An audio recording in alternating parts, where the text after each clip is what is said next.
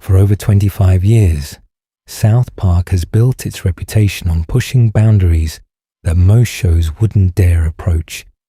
But even by their own extreme standards, some episodes crossed lines that sparked international incidents, death threats, permanent bans, and genuine outrage that went beyond typical controversy. This is the story of every time Matt Stone and Trey Parker pushed their luck so far that even they couldn't escape the consequences. The Muhammad Saga. When cartoons became dangerous, the story of South Park's most dangerous controversy begins innocently enough in 2001, when nobody seemed to care about what would later become the show's most explosive subject matter. The season 5 episode Super Best Friends introduced a team of religious superhero figures including Jesus, Buddha, Moses, Joseph Smith, Krishna, Lao Tzu, and Muhammad. Yes, Muhammad appeared on screen as an animated character with fire powers, helping the Super Best Friends defeat a cult led by magician David Blaine. When the episode first aired on July 4th, 2001, it generated almost no controversy whatsoever. The Prophet of Islam appeared alongside other religious figures. Nobody died, nobody rioted, and life went on. But history has a way of changing the rules retroactively. Fast forward to 2005, when Danish newspaper Jyllands-Posten published editorial cartoons depicting Muhammad, triggering worldwide protests, embassy burnings, and over 100 deaths. Suddenly, depicting the Prophet became one of the most dangerous acts in media. The Islamic prohibition against depicting Muhammad, which many Muslims take extremely seriously, had become a third rail that Western media learned to avoid at all costs. Comedy Central, which had aired Super Best Friends without incident multiple times, quietly removed the episode from rotation, and what had been perfectly acceptable 4 years earlier was now considered too dangerous to broadcast. Parker and Stone, being Parker and Stone, saw this censorship as a challenge rather than a warning. In April 2006, they created a 2-part episode called Cartoon Wars that directly addressed the controversy. The premise centered on Family Guy planning to show an image of Muhammad in an upcoming episode, causing panic in South Park. Most of the town literally buries their heads in sand rather than stand up for free speech principles they claim to support. Kyle argues passionately that either everything is okay to make fun of, or nothing is, while Cartman pretends to care about Muslim feelings, but really just wants to get Family Guy cancelled because he hates the show. The meta commentary became reality when Comedy Central itself censored the episode. And in Cartoon Wars Part 2, there's a scene where Family Guy's Muhammad is supposed to appear handing a football helmet to Peter Griffin. Instead, viewers saw a black screen with text reading Comedy Central has refused to broadcast an image of Muhammad on their network. Parker and Stone had intentionally created a scene they knew would be censored to prove their point about corporate cowardice. The irony was perfect, and the network censoring the very thing the episode was criticizing them for being too afraid to show. But the real nuclear option came 4 years later with episodes 200 and 201 of season 14. These episodes represented South Park's 200th episode milestone celebration, bringing back every celebrity the show had ever mocked.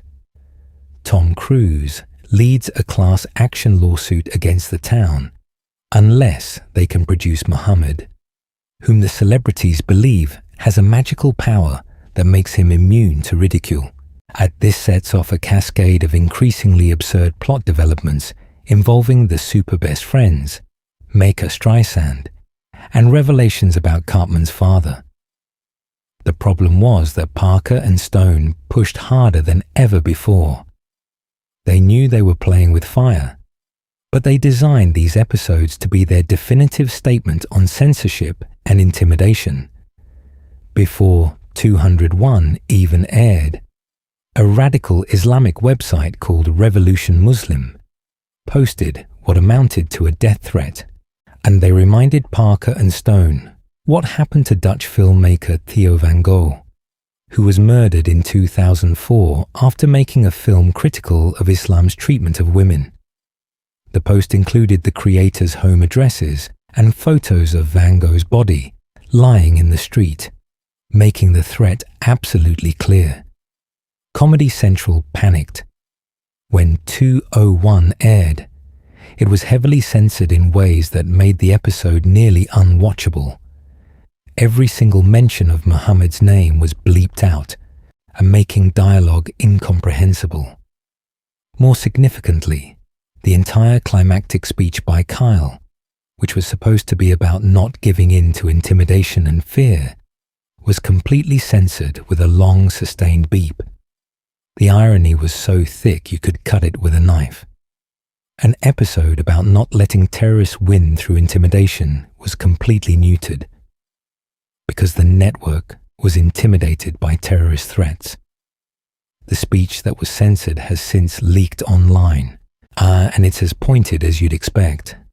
Kyle talks about how the only groups that get their way with censorship are the ones willing to make violent threats, creating a perverse incentive structure where reasonable people get ignored while extremists get whatever they want. The fact that this message was censored because of violent threats proved the point more effectively than any uncensored version could have. After 201 aired in its butchered form, Comedy Central made a permanent decision, as both 200 and 201 were banned from all future broadcasts and removed from streaming services.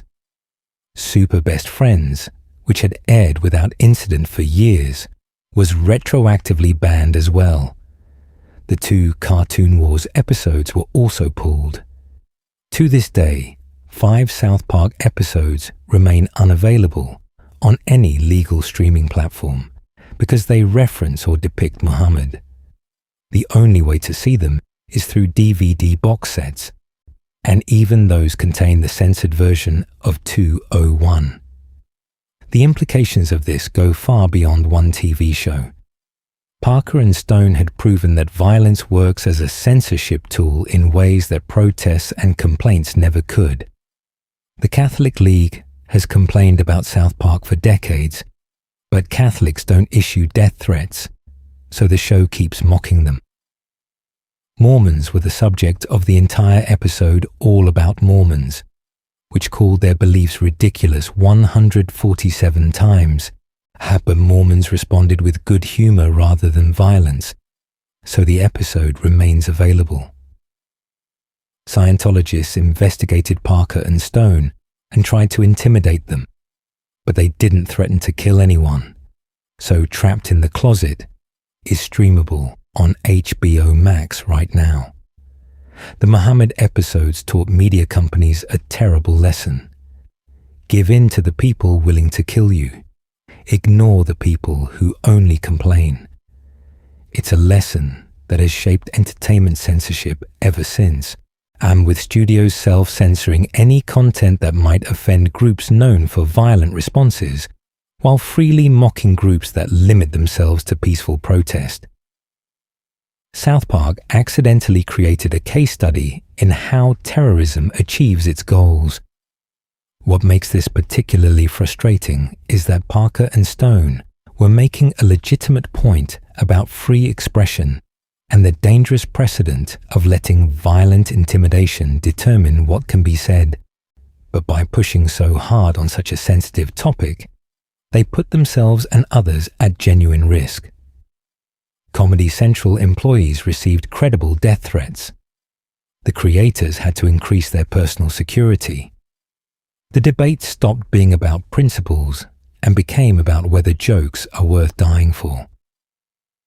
Looking back, this represents SouthPark's most consequential crossing of the line. They didn't just offend people or cause controversy, and they created an international incident that resulted in permanent censorship of their own work. The show that built its reputation on being uncensorable had found the one subject that proved too dangerous even for them. 5 episodes remain banned, not because they were too offensive or too crude, but because showing them might literally get people killed. That's a line SouthPark didn't just cross. They found out the hard way exactly where it was drawn, and trapped in the closet. The Scientology War.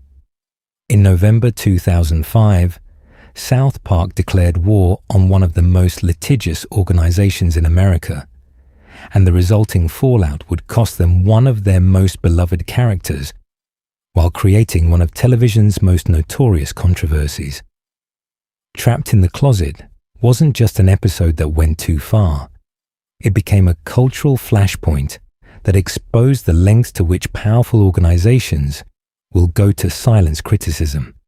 The episode begins with Stan taking a free personality test at the Church of Scientology.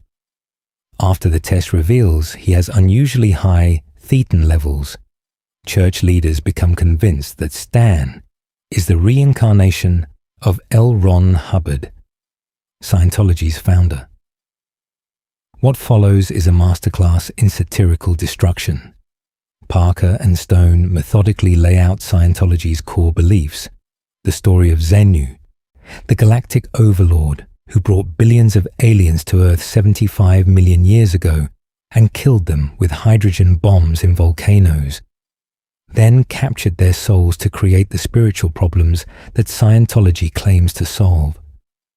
Knowing that this origin story sounds like something they would make up for comedy, Parker and Stone added a disclaimer that appears on screen during the explanation.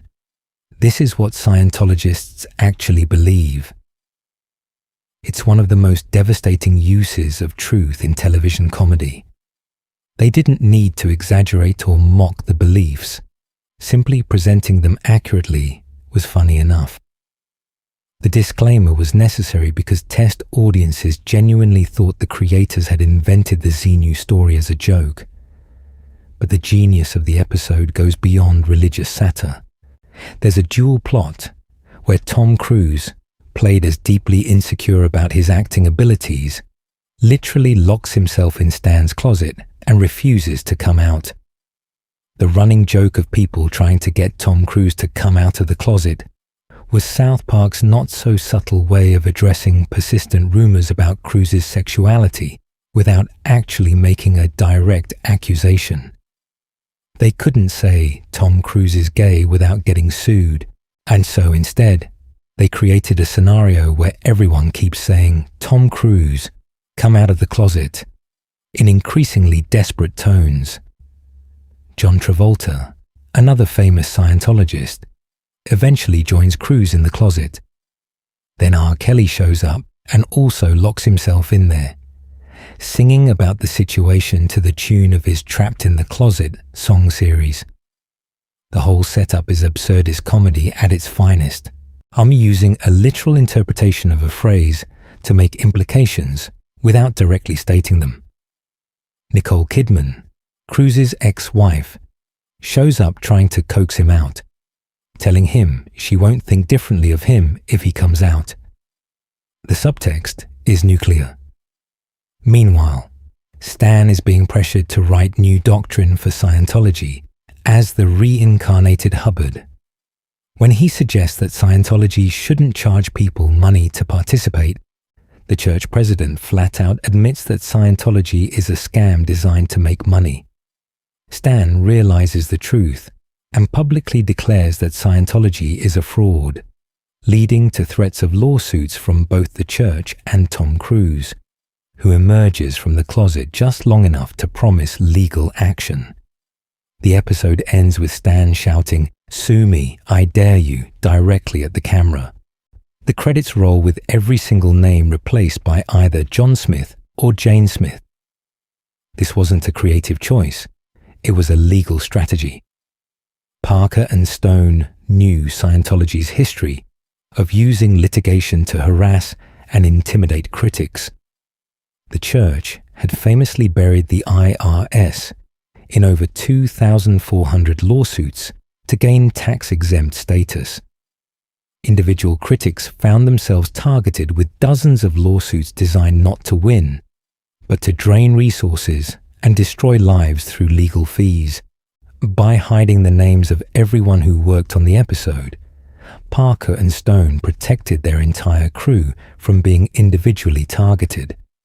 The paranoia turned out to be justified.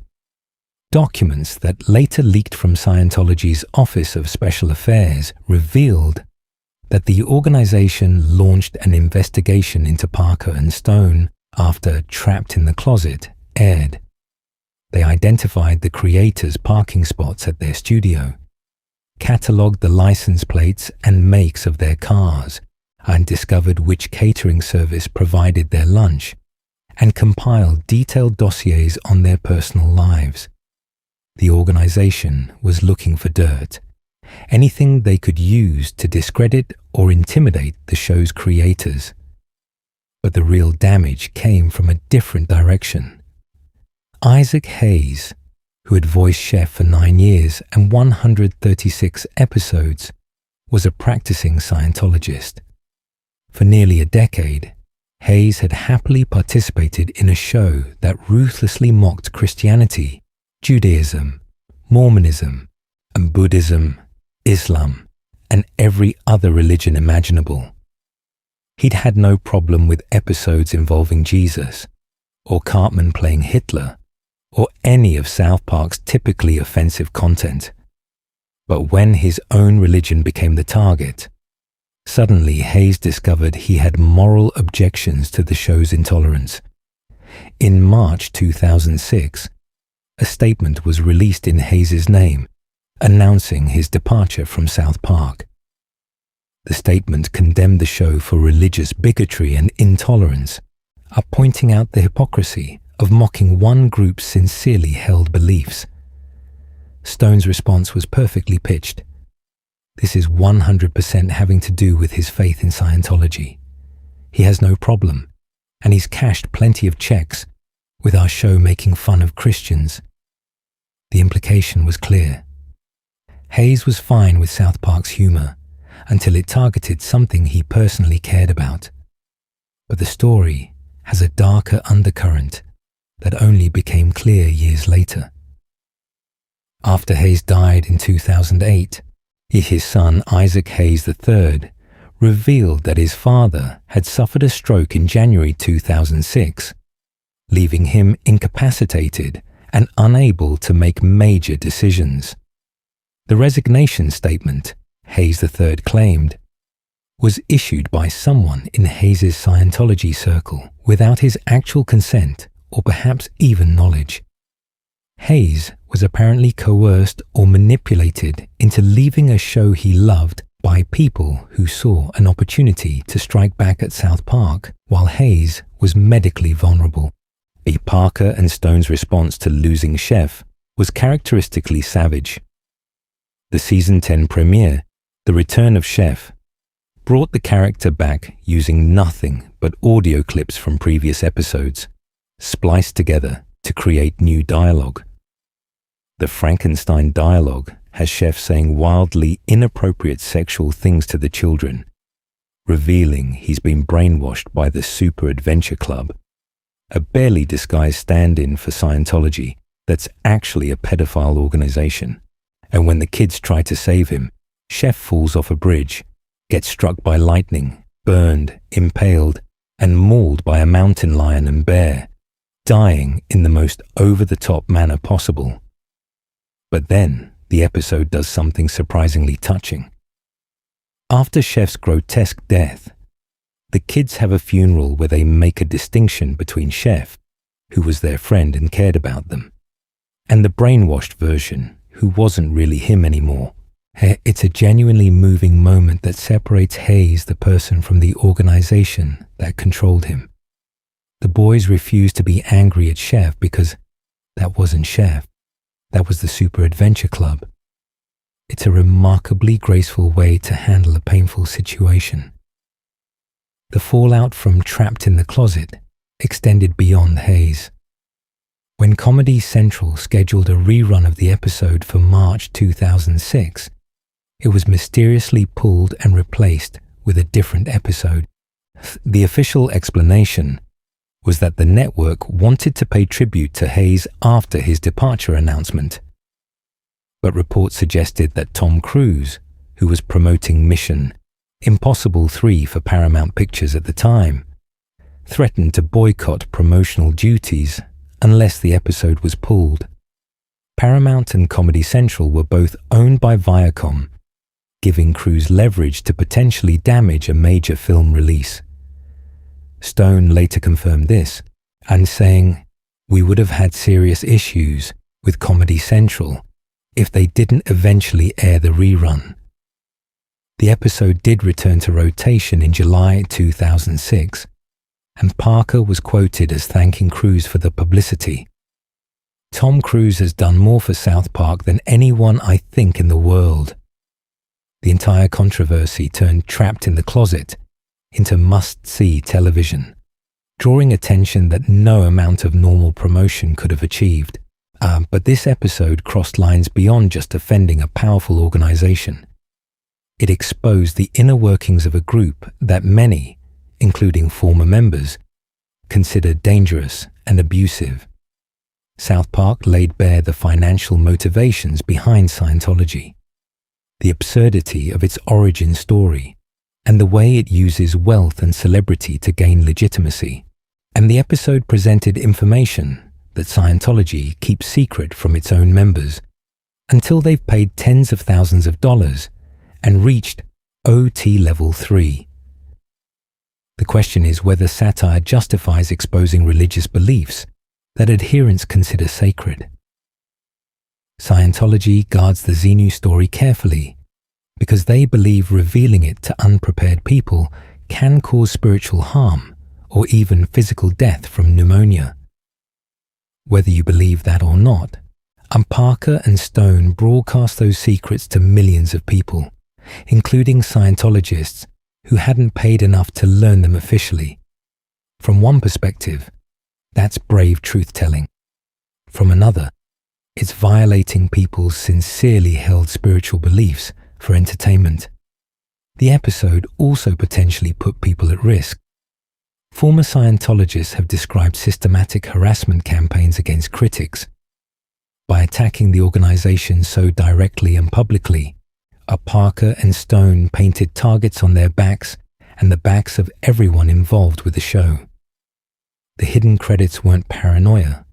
They were a necessary precaution against an organization with a documented history of destroying critics through any means available. What makes Trapped in the Closet? A line-crossing moment isn't just the religious mockery or celebrity humiliation. It's the real-world consequences. A beloved character was lost.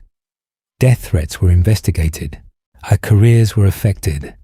And an international organization deployed its resources to intimidate and investigate the show's creators. South Park had poked powerful entities before, but Scientology actually fought back in ways that created genuine professional and personal consequences. The lasting impact is visible in how the episode remains a cultural touchstone. It's regularly cited as one of South Park's greatest achievements, and the moment when the show proved it would genuinely risk everything for a joke. But it's also a reminder that comedy has casualties. Isaac Hayes was caught between a show he loved and an organization that controlled aspects of his life. His legacy became entangled with the controversy.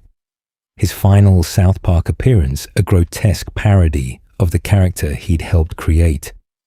This is South Park going too far, not because the content was too offensive, but because the consequences were too real.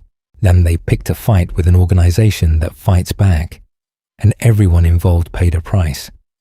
The fact that they do it all again doesn't make it less of a line crossed. It just makes them consistent in their willingness to burn everything down for what they believe comedy should be allowed to do. Britney's new look, prophetic celebrity torture. In March 2008, South Park aired an episode so darkly prophetic that it reads like a horror story written by someone who could see the future. Britney's New Look depicts Britney Spears attempting suicide by shotgun, surviving with the top 2/3 of her head missing, and being forced to continue performing while the media and public literally hunt her to death as a ritual sacrifice. At the time, critics dismissed it as tasteless exploitation of Spears' very public breakdown. Looking back through the lens of the conservatorship scandal revealed by the 2021 documentary Framing Britney Spears, the episode now plays less like satire and more like documentary filmmaking from a dystopian timeline.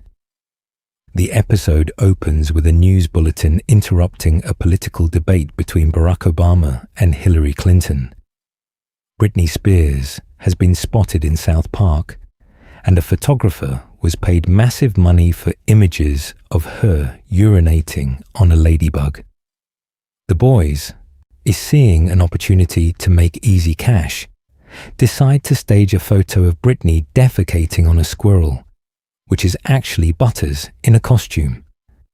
They sneak into her hotel room by claiming to be her children, and Britney, desperate for any connection to her kids, initially believes them. When she realizes the truth, that even this moment was just another exploitation scheme, Britney reaches her breaking point, and the episode depicts her putting a shotgun in her mouth and pulling the trigger in graphic detail. The gunshot removes the top 2/3 of her skull, leaving only her lower jaw and neck. Somehow, impossibly, she survives, reduced to a shambling figure who can only make horrible gurgling sounds, unable to see, hear, or speak, but still technically alive. This is where the episode crosses from dark comedy into genuine horror. Instead of treating this as the medical emergency it obviously is, everyone around Britney just keeps using her. Her manager forces her to record a new album despite her condition. She's made to perform at the MTV Video Music Awards, where the audience completely ignores the fact that 2/3 of her skull is missing and instead critiques her weight and performance quality. The boys, feeling guilty for their role in pushing her over the edge, try to help her escape to the North Pole. But Kyle's attempts to shame the paparazzi backfire spectacularly, and when he points out that their constant harassment might actually kill Britney, one of the photographers delivers a line that recontextualizes the entire episode. "Son, you don't seem to understand. Britney Spears has to die." This is when the episode reveals its true horror. The entire town has gathered, not to save Britney, but to participate in a ritual sacrifice. The episode draws directly from Shirley Jackson's short story, The Lottery, where a seemingly normal town randomly selects a citizen to be stoned to death as a sacrifice for good crops. In South Park's version, society needs to sacrifice a celebrity every so often to ensure prosperity. Rather than stone them directly, modern civilization has evolved to drive celebrities to suicide through relentless media attention and public mockery. Britney isn't a victim of circumstance, as she's been selected by society as a necessary sacrifice. The crowd overwhelms Britney and photographs her to death. Somehow, the act of photographing her is what kills her, as if the cameras themselves are weapons extracting her life force with every flash. Stan and Kyle watch in horror as the entire town, including their own parents, participates in murdering someone they claim to love just months earlier. The episode ends months later with the town enjoying their successful corn harvest, while a news report announces that Miley Cyrus is rapidly rising in popularity. The townspeople immediately recognize her as the next target, the next sacrifice in the eternal cycle. This episode went too far on multiple levels. First, and most obviously, it depicts the graphic suicide of a real person, who was alive and struggling at the time it aired.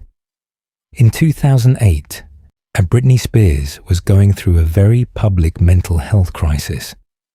She'd shaved her head, attacked a paparazzi car with an umbrella, lost custody of her children, and been placed under conservatorship just weeks before the episode aired. That conservatorship, which was supposed to be temporary, would last 13 years and become the subject of international concern about her exploitation. Parker and Stone created an episode about Britney being exploited and driven to suicide at the exact moment she was being exploited, and showing her signs of genuine mental health crisis. The message was sympathetic. The show was clearly criticizing the media's treatment of celebrities, but the vehicle for that message was depicting Britney Spears blowing her own head off with a gun. No matter how well-intentioned the satire, there's something genuinely disturbing about animating a real person's suicide for comedy while that person is still alive and suffering. The survival aspect makes it worse.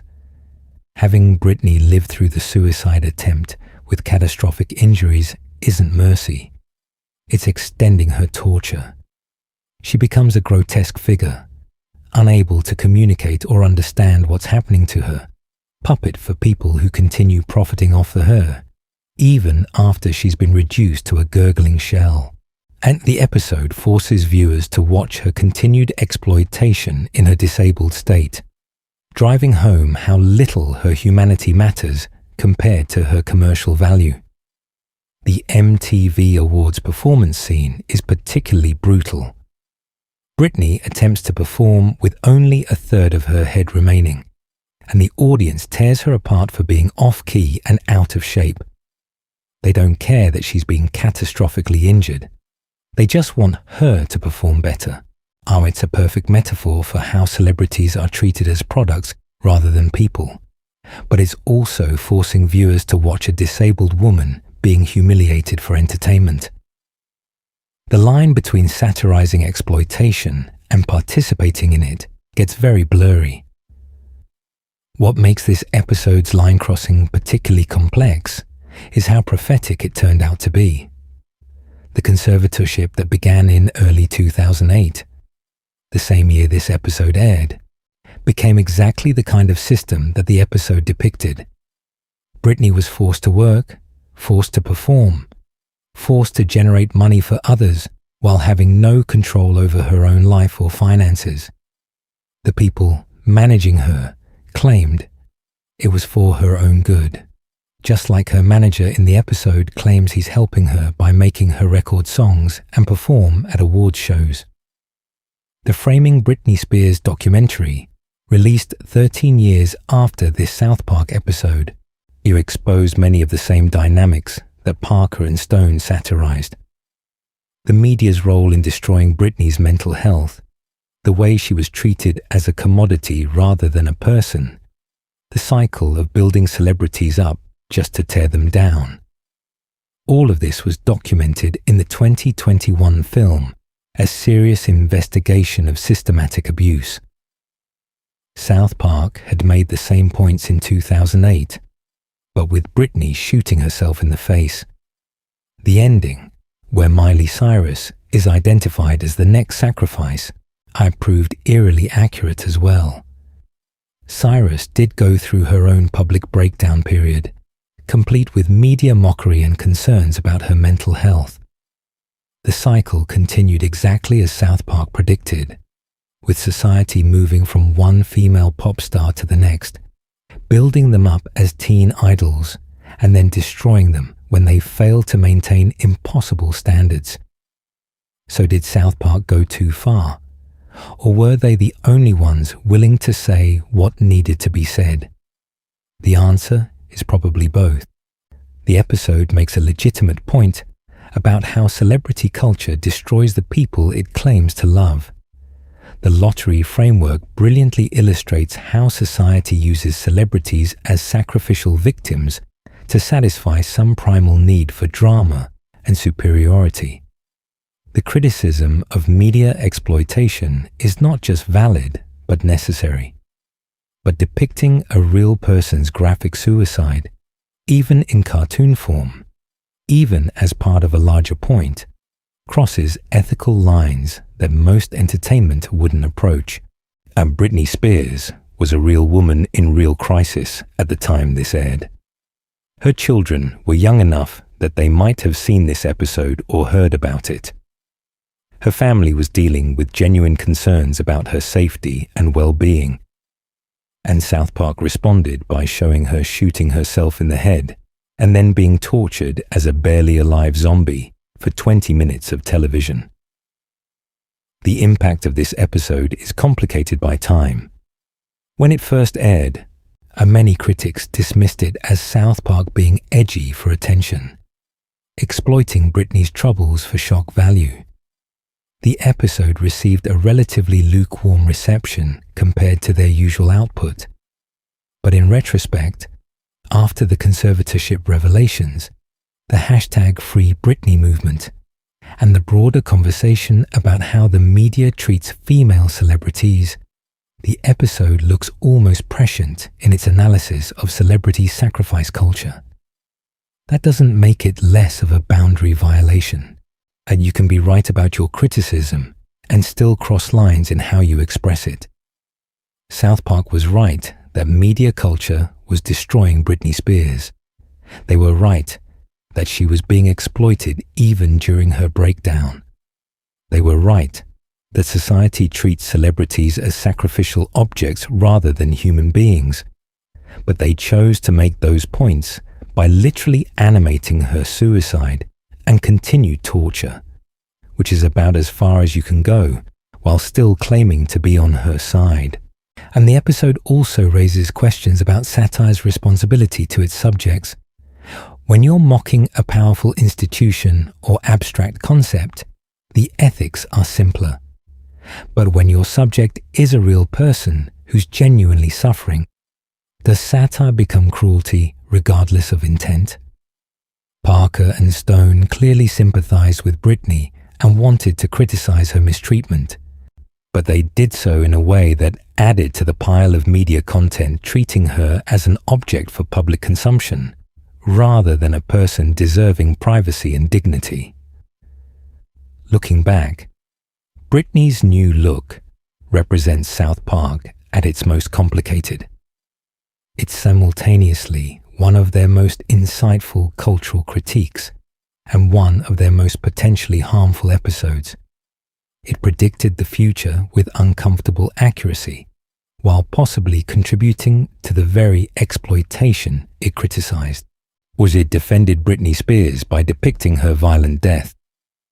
It went too far in the process of making a point about other people going too far. The contradictions are the point, but they don't make the episode any less troubling. Human Centipede. Body horror meets consumer satire. In April 2011, South Park combined body horror, corporate satire, and the human centipede into an episode so disturbing that it's consistently ranked among the show's darkest moments. Human Centipede takes aim at iTunes user agreements and Apple's privacy violations. But the vehicle for this satire involves sewing children mouth to anus and forcing them to eat each other's feces, while Steve Jobs uses them as a reading device. Even by South Park standards, this was extreme. The episode opens with Kyle downloading an iTunes update and clicking agree without reading the terms and conditions, something basically everyone does. This innocent action sets in motion his nightmare, as Apple security agents immediately begin pursuing him. When Kyle tries to tell his friends what's happening, they're all shocked that he didn't read the entire agreement. In a perfectly South Park moment, everyone claims they read every word of the 30-page user agreement before accepting it, lying to Kyle's face about their own behavior while judging him for the same thing they all do. Apple captures Kyle and throws him in a cage with two other people who also failed to read the fine print, a Japanese man and a young woman. At a Steve Jobs product launch event, Jobs unveils his latest innovation, the human centipede. The 3 prisoners have been surgically attached mouth to anus, creating a human centipede that Jobs intends to teach to read so it can function as an iPad. The reference to the 2009 horror film The Human Centipede is explicit and just as disturbing in animated form as it was in live action. The episode doesn't shy away from the implications of this setup. We see the Japanese man at the front of the centipede eating Mexican food, which then travels through his digestive system and comes out the other end directly into Kyle's mouth. The show depicts Kyle being forced to consume human feces because he didn't read a user agreement. This is played partially for shock value, but also as a metaphor for how corporations literally make consumers eat shit if they don't read the fine print. Jobs treats the human centipede as his greatest creation, training it to read like you'd train a pet. He uses positive reinforcement when he never refers to them as people, successfully reads a word. When reading training fails, Jobs sets up an elaborate fake rescue to trick the human centipede into thinking it's being saved. The victims wake up in a mock hospital where actors dressed as doctors tell them they're going to be separated. The relief on their faces is crushing. Right before the doctors reveal it was all fake, and they're still Jobs' property. This fake rescue scene is genuinely cruel in a way that goes beyond typical SouthPark comedy. It's psychological torture porn, breaking down people who are already in the worst situation imaginable by giving them hope and then snatching it away. And the scene serves no real satirical purpose beyond showing how sadistic Jobs is willing to be to his creation. It's cruelty for cruelty's sake, pushing the envelope of good taste simply because they can. Meanwhile, there's a parallel plot about Cartman not having an iPad and throwing increasingly violent tantrums at his mother. He accuses her of fucking him in public, meaning she's screwing him over by not buying him the expensive device, but he deliberately says it in ways that make bystanders think he's accusing her of sexual abuse. The crowd believes he's a victim of incest, and Leanne is treated as a predator because of her son's manipulative language. Cartman's subplot culminates with him going on Dr. Phil and publicly accusing his mother of sexual abuse before a live studio audience. Leanne shows up to defend herself, but nobody believes her. As a consolation prize for his supposed trauma, Ed Cartman is given the first human centipede, meaning he gets Kyle as his personal device. The show then depicts Cartman using the human centipede, which means he's forcing Kyle to eat more feces. But now it's happening so Cartman can check his email. Gerald, Kyle's father, eventually gets Apple to void the contract by signing up for a family account, which somehow supersedes Kyle's individual agreement. Jobs reluctantly agrees to shut down the human centipede project, preparing to surgically separate the victims. But Cartman realizes this means he's losing his iPad and throws a massive tantrum on national television. The episode ends with Cartman being struck by lightning as divine punishment for his behavior, which is meant to be satisfying comeuppance, but doesn't erase the preceding 20 minutes of visceral discomfort. This episode crossed multiple lines simultaneously. First, and most obvious, is the body horror itself. Sewing children mouth to anus is nightmare fuel regardless of context. The fact that it's animated and voiced by adults doesn't make it less disturbing to imagine happening to the child characters. South Park has always gotten away with more because they're cartoon children. But there are limits to what you can depict even in animation before it becomes genuinely upsetting. The feces-eating scenes are gratuitous, even by South Park's scatological standards, and the show has never been squeamish about bathroom humor. But typically, it's used for quick shock laughs rather than extended torture sequences. Having Kyle repeatedly forced to consume someone else's waste products while unable to escape or resist crosses from gross-out humor into something that feels actively cruel to the character and the audience.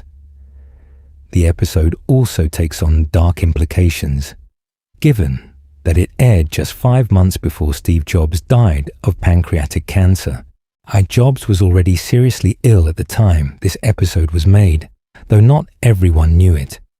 Depicting him as a sadistic torturer who treats human beings as products to be used and discarded feels particularly harsh given that he was dying. You can argue that public figures are fair game for satire, but there's something uncomfortable about the timing. The Cartman subplot adds another layer of line crossing with its false sexual abuse accusations. Playing child sexual abuse for laughs is risky under any circumstances, but having Cartman manipulate an entire audience into believing his mother molested him pushes boundaries even South Park usually respects. The fact that audiences in the show believe him over his mother plays into real dynamics of how abuse allegations work and how difficult it can be for accused parents to defend themselves. Using that dynamic for a plot about Cartman wanting an iPad trivializes serious issues. The episode's defense is that it makes a legitimate point about user agreements and corporate overreach. Nobody actually reads the terms and conditions when downloading software or using online services. Companies bury consent to invasive data collection in documents they know nobody will read, then claim users agree to everything. Apple was specifically dealing with controversies about tracking iPhone locations without clear user consent when this episode aired, and the satire isn't wrong about the problem. But did the message require depicting children sewn together eating each other's feces? Could the point about corporate exploitation have been made without extended body horror sequences? The Human Centipede film that inspired this episode was widely criticized as torture porn masquerading as horror. And South Park replicated that criticism by making their own version. They satirized corporations making people eat shit by literally making a character eat shit for 20 minutes. The episode also has uncomfortable implications for Kyle as a character. He's the moral center of the group, the one who usually suffers for doing the right thing. Subjecting him to this particular torture feels excessive, even for South Park's habit of tormenting him. And there's something sadistic about selecting the show's most sympathetic regular character and putting him through maximum degradation and violation. It reads less like satire and more like the writers enjoying making their own character suffer.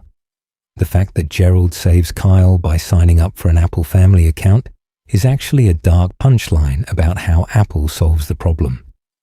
They don't free Kyle because it's the right thing to do, or because the contract was unconscionable, and they free him because Gerald created a new account, meaning Apple won in the end by getting another customer. The corporation faces no consequences for kidnapping and mutilating people. They just move on to the next product launch, which is probably the most accurate satire in the episode. Human Centipede represents South Park at its most technically accomplished, but ethically questionable. The satire is sharp, the cultural criticism is valid, and the timing with Apple's various privacy scandals was perfect. But the execution involves body horror that would be disturbing in any context, applied to child characters, sustained for the entire runtime of the episode. It's an episode that makes you think about important issues, while also making you wish you could unsee what you just watched. The episode has gained a second life as a reference point for user agreement controversies. And when Disney tried to use Disney Plus terms of service to dismiss a wrongful death lawsuit in 2024, Multiple outlets referenced this South Park episode as prescient satire about the dangers of unchecked corporate contracts. The show had made a good point about a real problem. They just chose to make that point in the most disturbing way possible, which is the South Park specialty, and exactly why it went too far. Banned in China. Getting banned by a superpower. On October 2nd, 2019, at SouthPark did something no American entertainment property had dared to do in years. They directly mocked the Chinese government, called out Hollywood's kowtowing to Chinese censors, and depicted Chinese President Xi Jinping's resemblance to Winnie the Pooh. Within 48 hours, the entire SouthPark catalogue was erased from Chinese streaming services, social media, and the internet itself. The show became the first major American production to be completely banned by China in the streaming era, and Parker and Stone responded with a fake apology that made international headlines. Banned in China operates on two parallel storylines that eventually converge into a devastating critique of how American companies sacrifice free speech for Chinese money. In South Park, Stan forms a death metal band called Crimson Dawn as an outlet for his frustration about living on his father's weed farm. A music producer approaches the band about making a biopic film, or explaining that traditional revenue streams like albums and tours no longer matter. Everything now depends on the film being acceptable to Chinese censors, because that's where the real money is. As the producer explains what needs to change to satisfy China, the episode methodically lists actual Chinese censorship requirements. References to Winnie the Pooh are forbidden because Chinese internet users had compared Xi Jinping to the cartoon character. The Dalai Lama can't be mentioned, and no references to a free Tibet. Nothing about organ harvesting from prisoners. No LGBTQ content. Each restriction is presented as a minor change needed to access the lucrative Chinese market. But cumulatively, they require removing anything that might contradict Chinese government propaganda. Meanwhile, Randy travels to China to expand his Tegrity Farms marijuana business. He's immediately arrested at the airport because marijuana is extremely illegal in China, and which Randy somehow didn't research before making an international business trip to sell illegal drugs. He's sent to a labor camp that looks suspiciously like the facilities in Xinjiang province, where China has detained over 1 million Uyghur Muslims for political indoctrination. In the camp, Randy meets Winnie the Pooh and Piglet, who explain they've been imprisoned because Chinese censors banned them after the Xi Jinping comparisons. The labor camp scenes don't pull punches. If prisoners are shown in harsh conditions, forced to perform labor, subjected to indoctrination sessions. When Randy criticizes the Chinese government's treatment of prisoners, accusing them of lacking integrity, he's told that things will go worse for him if he doesn't cooperate. The show depicts a dystopian authoritarian state that punishes dissent and imprisons people for thought crimes, which is not satire or exaggeration, but a fairly accurate representation of documented Chinese government practices. Back in South Park, Stan's biopic is being rewritten in real time by Chinese government censors who are literally on set. Every scene that contains anything remotely controversial gets flagged and removed. Stan's creative vision is being systematically destroyed to satisfy foreign government officials, and he's told this is normal. This is how Hollywood works now. The message is clear. American entertainment has surrendered creative control to Chinese censorship in exchange for market access. The episode features Mickey Mouse as the villain, representing Disney's particularly aggressive courting of Chinese approval. Mickey appears as a ruthless corporate executive who will do anything to maintain access to the Chinese market.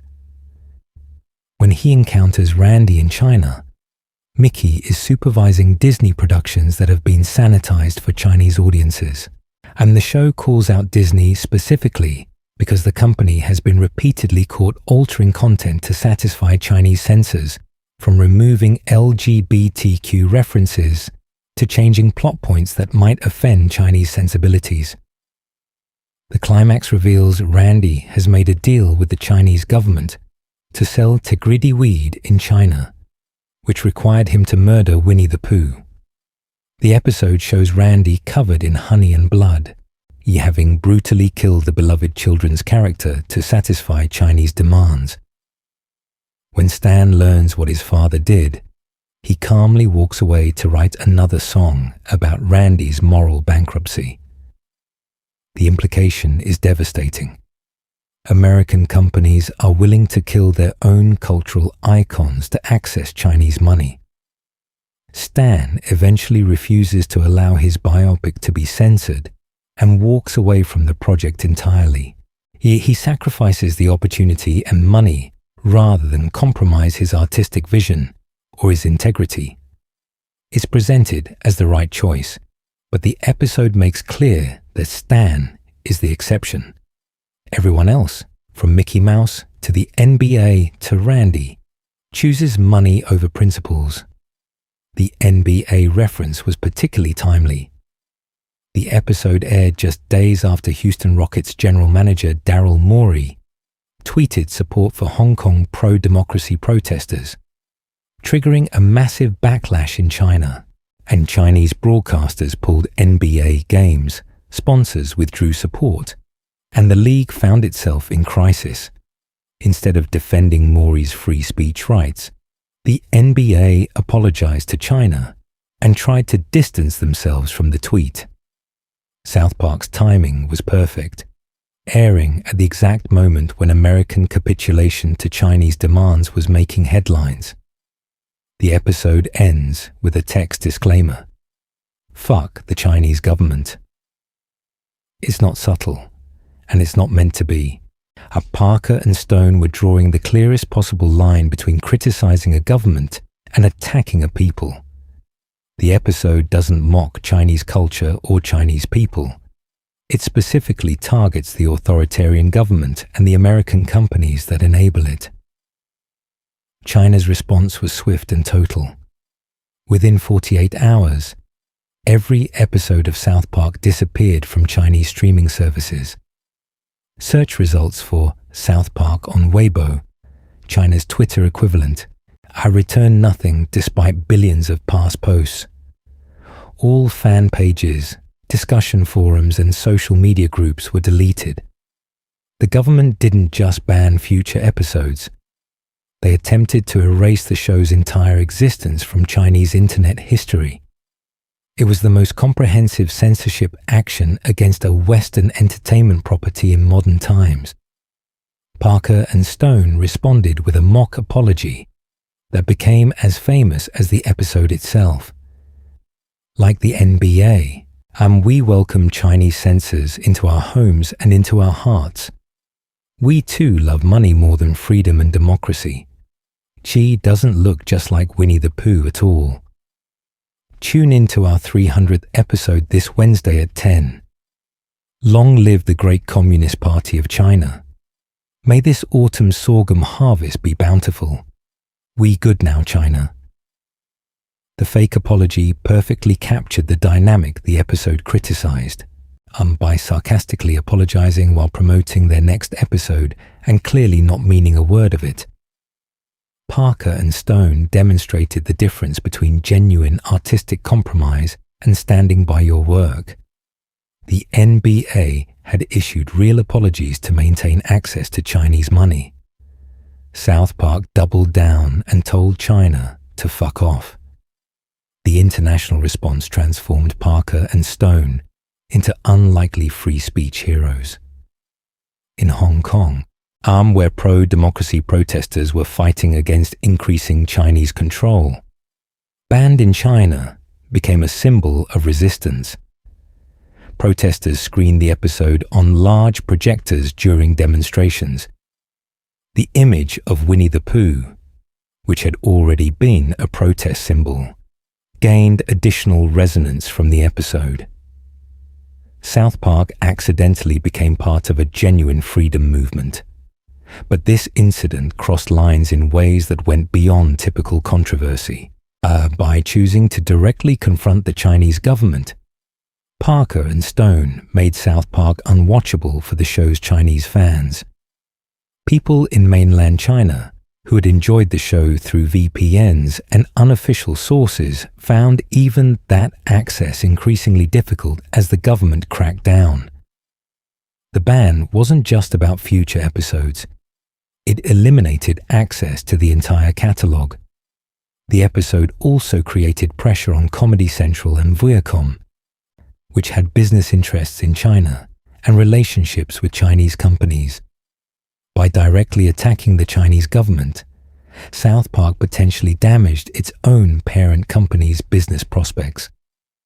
The show has creative freedom, but that freedom isn't free when it affects corporate interests in one of the world's largest markets.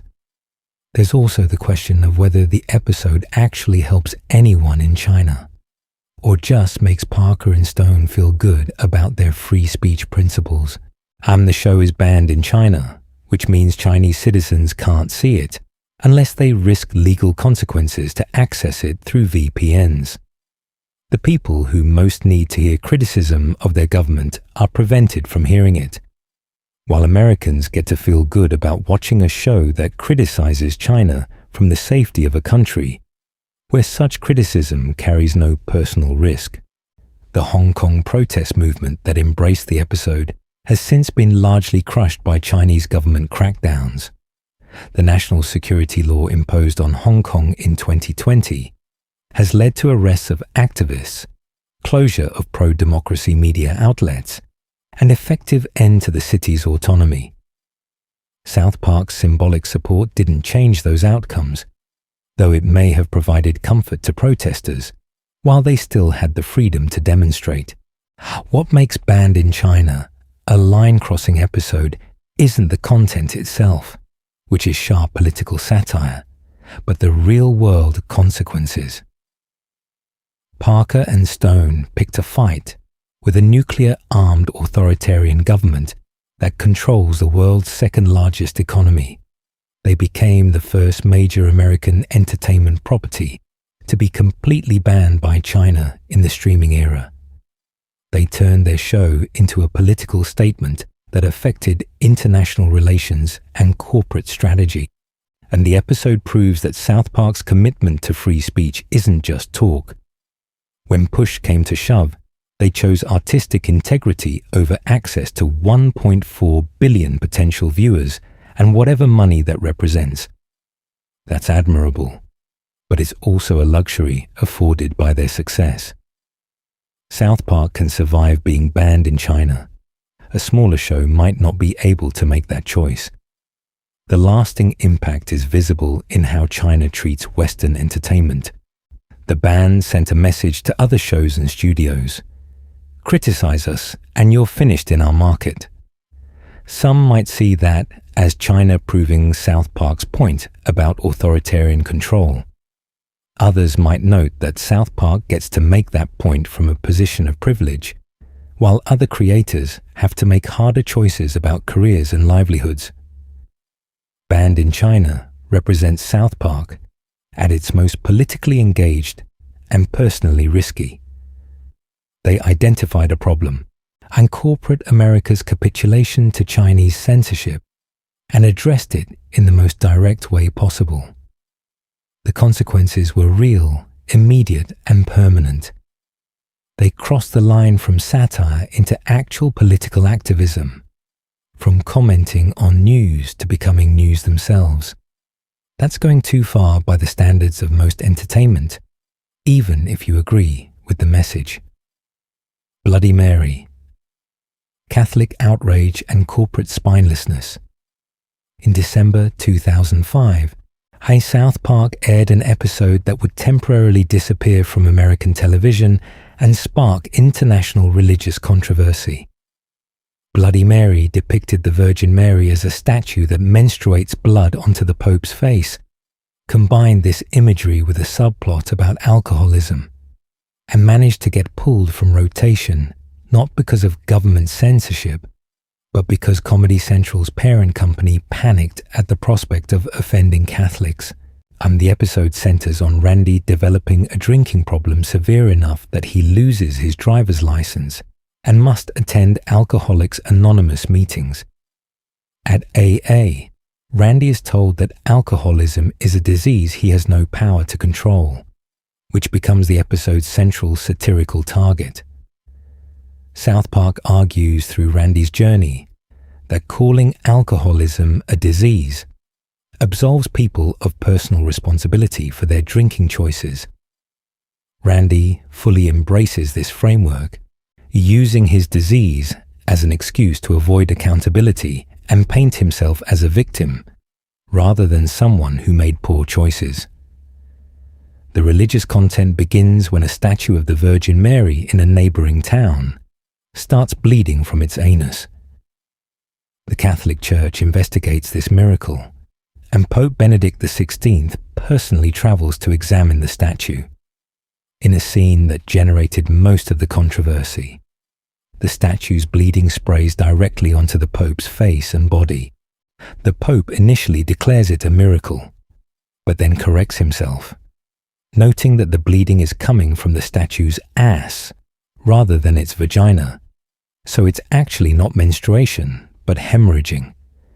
He concludes that it's not a miracle, but simply a chick bleeding out her ass, which is just gross. However, as crowds gather to witness the bleeding statue, people begin claiming they've been cured of various afflictions by the blood. Randy hears about this and drags his family to the statue, hoping to be cured of his alcoholism. The episode presents the faithful as desperate people seeking magical solutions to problems that require personal accountability and effort. Randy stands before the statue begging to be cured, and the statue's blood sprays all over him in an extended sequence that's both grotesque and juvenile. Eventually, the Pope returns with new information. He's had the Church's top scientists investigate, and they've determined it actually is a miracle, because the blood is coming from the statue's vagina, not its anus.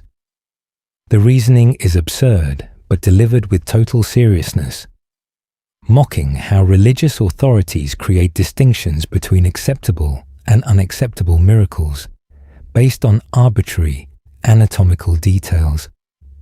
Stan confronts the Virgin Mary statue directly, calling out the hypocrisy of people looking for external magical fixes rather than taking responsibility for their problems.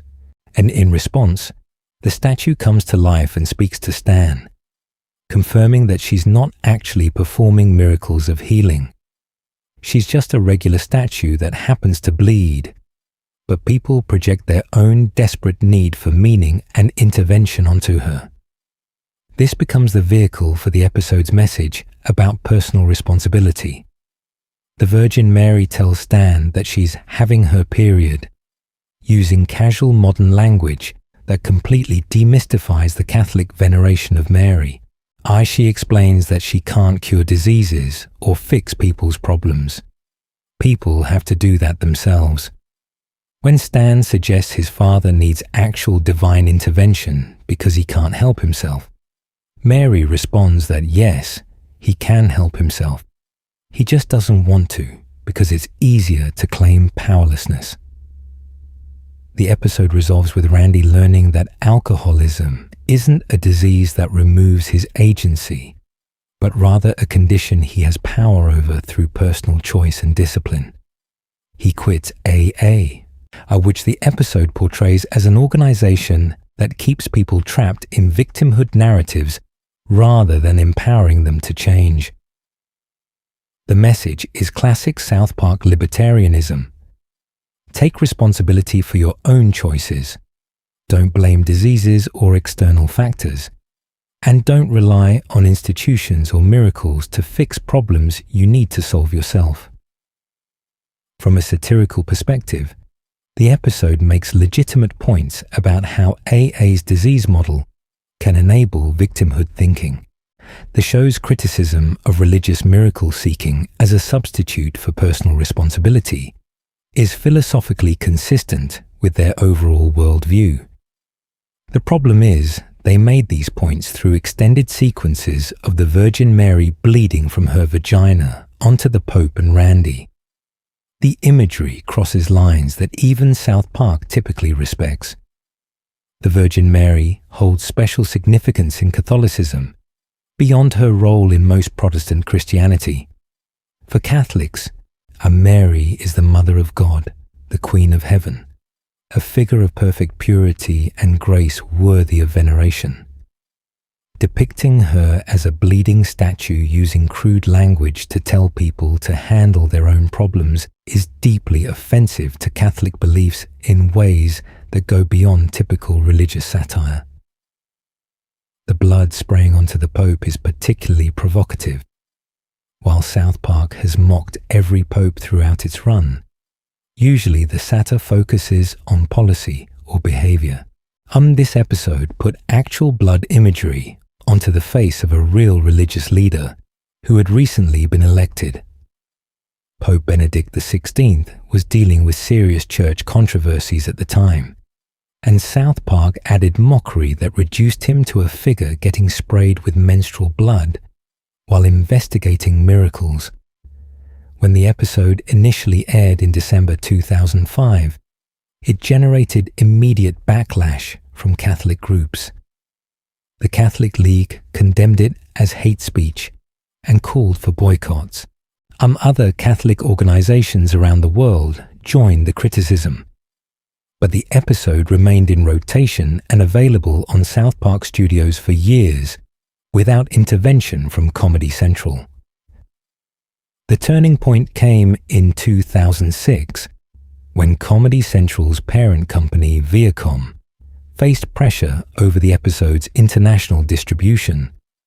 The episode had aired in several countries with large Catholic populations, generating particular outrage in Italy and Latin America, and when the show was set to air in New Zealand, Catholic groups there launched a preemptive campaign to have it pulled. New Zealand's Broadcasting Standards Authority initially cleared the episode to air, but Catholic organizations appealed. In an unusual move, Comedy Central pulled Bloody Mary from rotation in the United States and requested it not be shown internationally. The network claimed this wasn't censorship, but rather a decision to avoid unnecessarily offending viewers, and the episode disappeared from streaming services and wasn't included in rerun packages. For years, the only way to see it was through DVD box sets or unofficial sources.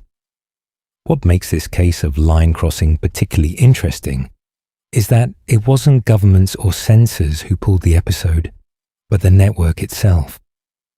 Comedy Central had defended South Park against criticism for years, airing episodes that offended virtually every group imaginable. But when Catholic organizations applied enough pressure, especially in international markets where Viacom had business interests, the network blinked. The temporary ban made Bloody Mary a forbidden episode in ways that generated more attention than the original airing. Fans who might have ignored it as just another episode became determined to see what was so offensive that Comedy Central wouldn't air it. The Streisand effect kicked in. Jesse and the episode gained notoriety as one of South Park's most controversial, despite being fairly standard in terms of the show's overall content. The episode has since returned to availability on some streaming platforms and in syndication, though it remains one of the less frequently aired episodes. The controversy died down as newer South Park scandals took precedence and as the cultural moment passed. But for a period, this episode was genuinely banned by the network that produces the show, which represents a level of corporate intervention that South Park usually avoids through sheer force of will and contractual creative control. The alcoholism subplot adds another dimension to the line crossing. AA is an organization that has helped millions of people recover from alcohol addiction. The disease model that South Park mocks is embraced by medical professionals and addiction specialists as a useful framework for treatment, by reducing AA to an organization that keeps people trapped in victimhood. The episode potentially undermines faith in a program that many people rely on for sobriety. Randy's journey to rejecting the disease model plays as comedic satire in the context of South Park, but it represents a genuine philosophical debate in addiction treatment. Some people do better with the disease framework, others with the personal responsibility framework. By taking such a strong stance against the disease model, and the episode enters medical and therapeutic debates that comedy isn't necessarily equipped to handle with appropriate nuance. The Virgin Mary telling people to take personal responsibility rather than seeking miracles is philosophically consistent with Parker and Stone's worldview, but it's also reductive theology. Many religious believers see no contradiction between faith in divine intervention and personal responsibility. The episode presents a false dichotomy, where you either believe in miracles and avoid accountability, or reject miracles and take responsibility, when actual religious practice is far more complex. Bloody Mary represents a perfect storm of South Park going too far. They mocked a figure that billions of people consider sacred in ways specifically designed to offend. They picked a fight with organizations that have cultural and political power in international markets, and they made serious arguments about addiction treatment and religious faith through imagery of a statue bleeding onto a religious leader's face. The episode was strong enough satire that the network pulled it anyway, creating an actual censorship incident rather than just controversy. What's particularly interesting is how this episode fits into South Park's larger pattern of religious satire. They've mocked Scientology, Mormonism, Judaism, Islam, Christianity, Buddhism, and virtually every other faith tradition. Most of those episodes remain available despite generating controversy. Bloody Mary is unique in actually being pulled from circulation by the network, not because it was more offensive than other religious episodes, but because it offended a group with enough cultural power to successfully pressure the network. The lesson seems to be that South Park can mock religion as much as it wants, as long as the consequences are abstract and Catholics complaining is manageable. Muslims issuing death threats requires permanent bans. Mormons responding with good humor means those episodes stay available. The actual line isn't about what's most offensive in some objective sense.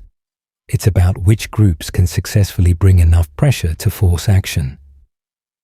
Bloody Mary found that line with Catholic organizations and international markets, crossing too far, not in content, but in consequences, or conclusion. The legacy of going too far. After examining South Park's most extreme boundary violations, a pattern emerges that reveals something important about comedy, free speech, and the nature of offense in modern entertainment. The episodes that genuinely crossed lines did so not just because of offensive content, which is South Park's stock in trade, but because they generated real-world consequences that extended far beyond typical controversy. Super Best Friends, Cartoon Wars, 200, and 201 remain banned not because they're particularly offensive compared to other South Park episodes, but because showing them might literally get people killed. That's a line that can't be uncrossed through clever argumentation about free speech principles. When jokes meet death threats from organizations with a documented history of following through, the calculus changes entirely. Art trapped in the closet cost South Park one of its most beloved characters and created a genuine war with an organization that fights dirty. The Scientology episode proved that some targets don't just complain or write angry letters. They deploy resources to investigate, intimidate, and destroy critics through legal and extra-legal means. The creators knew this going in and did it anyway, which is either incredibly brave or recklessly stupid depending on your perspective. Britney's New Look depicted the graphic suicide of a real person during her actual mental health crisis, used her as a metaphor for celebrity sacrifice, and somehow ended up being prophetically correct about the exploitation she would continue to face. The episode simultaneously defended Britney Spears and contributed to the pile of media content treating her as an object rather than a person, and human centipede, achieved the impressive feat of being both sharp corporate satire and gratuitous torture porn. The message about user agreements and privacy violations was valid and timely.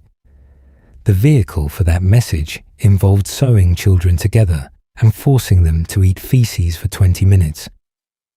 Both things can be true simultaneously. Banned in China resulted in South Park being completely erased from the internet in a country of 1.4 billion people. Parker and Stone became heroes to Hong Kong protesters and symbols of free speech, standing against authoritarian pressure. They also made it impossible for their Chinese fans to access their work and potentially damage their parent company's business interests. These episodes reveal that going too far isn't about crude humor or offensive content, but about consequences. South Park has depicted Jesus in pornography, shown graphic violence against children, and made jokes about terrorism and genocide, and handled basically every taboo subject imaginable. Most of those episodes remain available and generated controversy that enhanced rather than damaged the show's reputation. The episodes that actually crossed lines did so by generating consequences that couldn't be contained by the usual "it's just comedy" defense. Death threats that required permanent bans. Corporate investigations of show creators. International incidents affecting diplomatic relations. Real people in genuine crisis being mocked for their suffering. These aren't abstract offenses against taste. They're concrete harms that affected real people and institutions. What's fascinating is how Parker and Stone have consistently chosen to cross these lines anyway. They've been offered numerous opportunities to pull back, to avoid certain topics, to be slightly less aggressive in their satire. Every time, they've chosen to push harder instead. The fake apology to China is the perfect example, responding to censorship not with compliance, but with even more defiant mockery. This reveals South Park's ultimate philosophical position. There is no line that shouldn't be crossed if the crossing serves a legitimate satirical purpose. They'll risk death threats, permanent bans, loss of major characters, international incidents, and corporate pressure, rather than submit to any form of censorship or restraint. That's either the purest expression of free speech principles or dangerous nihilism, depending on your perspective. The question is whether the crossing of these lines ultimately serves the public good. Did Banned in China actually help anyone in China, or just make Americans feel superior about their free speech? Did Britney's New Look contribute to the conversation about celebrity exploitation, or just add to her pile of misery? Did the Muhammad episodes advance important discussions about religious satire and intimidation? Or did they just put people at risk for the sake of proving a point? There's no objective answer to these questions.